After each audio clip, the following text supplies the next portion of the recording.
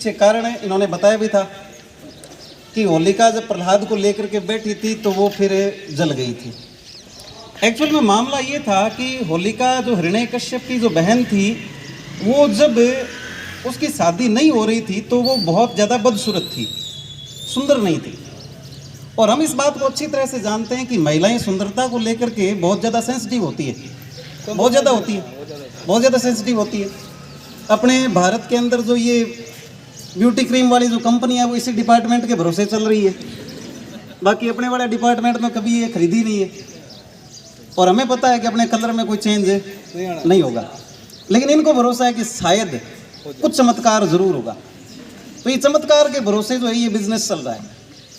पहले ये चमत्कार के लिए क्या करते थे कि भगवान की प्रार्थना किया करते थे। तो होलिका ने क्या की कि भगवान की प्रार्थना की। तो होलिका से भगवान प्रसन्न हुए और प्रसन्न होकर के पूछा कि बेटा मांग कि चाहे थे कि भगवान बाकी तो सोई क्यों घणो ही पड़ी है, लेकिन इस शक्ल का हम देख लो थे बस। इस चेहरे की सुंदरता को जो कोई गिल्लो हो जाए ना तो मेरे भी कोई धनी बन जाए, नहीं तो मन कोई बताना नहीं तैयार को नहीं। तो होलिका को उन्होंने भगवान ने आशीर्वाद दिया। आशीर्वाद ये दिया कि आपको बढ़िया सी एक चिता जलानी है और एक बार उस चिता के अंदर बैठना है जला करके। तो होलिका ने ये पूछा कि भगवान मैं जड़ूं को नहीं के क्यों ना कि कौन बिगड़े तेरो। तो होलिका को भगवान ने बिल्कुल जो आशीर्वाद दिया उसके अकॉर्डिंग होलिका बैठी और बैठने के बाद में भस्म नहीं हुई और बहुत ही सुंदर लेडी बन करके निकली। हाँ, बहुत ही ज़्यादा सुंदर बन के निकली। और जब वो बहुत ज़्यादा सुंदर बन के निकली तो फिर उसकी जो शादी है वो तय हुई जालोर में। अभी इन्होंने बताया था कप्तान जी ने, इलोजी के साथ में। इलोजी का वास्तविक जो नाम था वो था छोटू राम। वास्तविक नाम क्या था? छोटू राम। छोटू राम की सगाई हो गई थी होलिका के साथ में और वो बारात लेकर के जा रहे थे। और उसी समय वो प्रहलाद की घटना आपने पढ़ी है, सुनी भी है, कई बार सुनी है कि होलिका जो है वो उसके जो भाई है हिरण्यकश्यप, वो अपने आप को ईश्वर घोषित किए हुए बैठे थे कि भगवान मैं ही हूँ। आपने वो फिल्म का डायलॉग सुना होगा कि कभी कभी अपन को भी लगता है कि साला मैं ही भगवान हूँ, सुना है ना? हाँ, तो हिरण्यकश्यप के दिमाग में भी कुछ इसी प्रकार के आइडिया आते थे कि मैं ही भगवान हूँ। तो फिर हिरण्यकश्यप के भगवान घोषित होने के पीछे उसकी जो संतान थी ना वो सबसे बड़ी बाधा साबित हो रही थी। और हिरण्यकश्यप भगवान बनने के लिए बहुत ज़्यादा तैयार थे और होलिका ने उनकी मदद करने की सोची कि भाई साहब को मामलो जो है ना वो टफ होने लग रही है, भतीजो ही अड्डे आने लग रही है, तो भतीजे ने सल्टाना जरूरी हो। तो होलिका ने क्या किया कि क्योंकि वो सारे तरीके आपने सुना होगा कि देख लिए थे, गर्म खंबा वगैरह पकड़वा लिए थे, पानी के अंदर फेंक दिया था, पहाड़ से गिरा दिया था और भगवान विष्णु बार बार बचा रहे थे। तो होलिका ने ये अपने भाई से ये कहा कि बढ़िया से आप चिता तैयार करो और चिता के अंदर मैं प्रहलाद को लेकर के बैठूंगी, ये फ्राई हो जाएगा, मेरा कुछ बिगड़ेगा नहीं। हाँ, क्योंकि मैंने पिछली बार ट्राई किया था, पिछली बार मैं बहुत सुंदर हो गई थी, तो अब की बार हो सकता है कि कुछ और ज़्यादा निखार आ जाए त्वचा के अंदर। तो बढ़िया निखार और भतीजे का इलाज करने के लिए होलिका जो है वो बैठ गई चिता के अंदर। और उस वरदान के अंदर ये शर्त थी कि चिता के अंदर जो है वो मर्द का स्पर्श नहीं होना चाहिए, पुरुष जो स्पर्श है वो नहीं होना चाहिए। और प्रहलाद पुरुष थे, जैसे ही पुरुष का स्पर्श हुआ, स्पर्श होने के साथ ही होलिका जो है वो जल करके राख हो गई, प्रहलाद बच गए। उधर से अपने इलोजी जो है वो बारात लेकर के जा रहे थे। बारात में बढ़िया बढ़िया डीजे की धुन पर गाने बज रहे थे, दोस्त वगैरह नाच रहे थे, आज मेरे यार की शादी है। और यार घोड़ी पर बैठ करके तैयार था। हाँ, और यार को लग रहा था कि आज तो नाकू लाग जी, जकर ब्याह दौर हुए वो मतलब 2 घंटा ही बहुत दौरा निकले भी।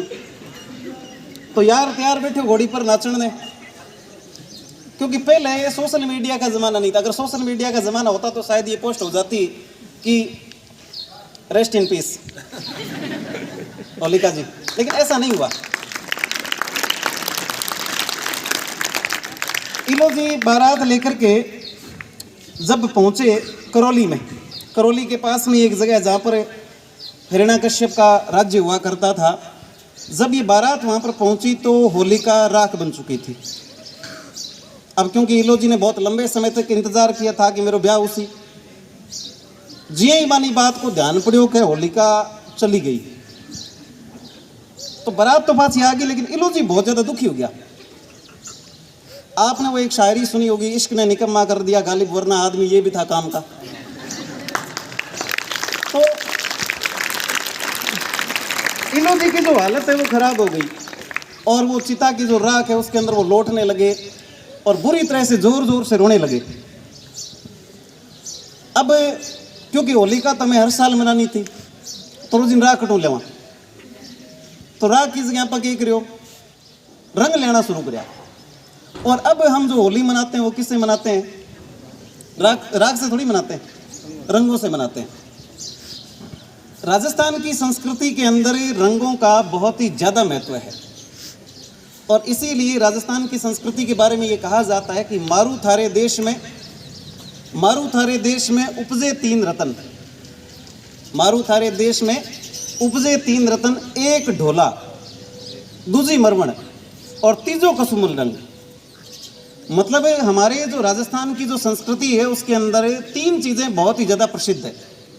एक तो ढोला, पीने वाला नहीं है, राजकुमार ढोला है, ये नरवर का राजकुमार हुआ करता था मध्य प्रदेश का। तो राजस्थान की संस्कृति के अंदर एक ढोला बहुत प्रसिद्ध है। दूजी मारू, आपने राजस्थान के जो गाने सुने, जो भी गीत आपने सुने होंगे, उनके अंदर मारू का जो नाम है वो बहुत ज़्यादा आता है। मारू वास्तव में एक राजकुमारी थी पुगल की, मरवण नाम था उसका। तो राजस्थान की संस्कृति के अंदर दूसरा नाम किसका आता है? मारू का, मरवण। और तीजो कसुमल रंग, कसुमल मतलब लाल रंग। आपने शादी ब्याह के मौके पर देखा होगा कि महिलाओं की जो ड्रेस होती है उसके अंदर सबसे ज़्यादा जो रंग आपको देखने को मिलेगा वो रंग कौन सा होगा? लाल रंग होगा। तो राजस्थान की संस्कृति के अंदर कसुमल रंग का बहुत ही ज़्यादा मात्रा में महत्व है। हालांकि पुरुषों में ये लाल रंग कोई ज़्यादा विशेष प्रचलित नहीं है, क्योंकि अपने यहाँ पर तो पुरुषों के कलर होते ही नहीं है बेचारों के। पहनने को बडेरे क्या पहनते थे? धोती कुर्ता। धोती कुर्ता एक ही रंग को या कर तो धोड़ो, धोड़ो मतलब सफ़ेद। और अभी आप देख सकते हैं हमारे जो ड्रेस है उसके अंदर कलर का कोई विशेष बढ़िया कॉम्बिनेशन नहीं है। और हमें कलर को लेकर के पुरुषों में ज़्यादा सेंस ऑफ ह्यूमर कम ही होता है, हम ज़्यादा समझते नहीं हैं कलर के महत्व को। मैं तो यही सोचा कि बढ़िया सी पेंट सिलानी है, काली सिला लो, शर्ट है धोड़ो सिला लो। तो ज़्यादा मतलब ये कलर ने लेर में कोई ज़्यादा सेंसिटिव हो नहीं, लेकिन थान लो जो डिपार्टमेंट है ना वो बहुत बढ़िया है। थानी बात को ध्यान है, कबार चलन किससे कपड़े की ज़्यादा है। हाँ, अभी चलन को बोझ जो पुरुष डिपार्टमेंट पर ज़रूर पड़ा है, लेकिन फिर भी आपको होली की अग्रिम बहुत बहुत शुभकामनाएं, आपके उज्जवल भविष्य की शुभकामनाएं। बहुत बहुत धन्यवाद।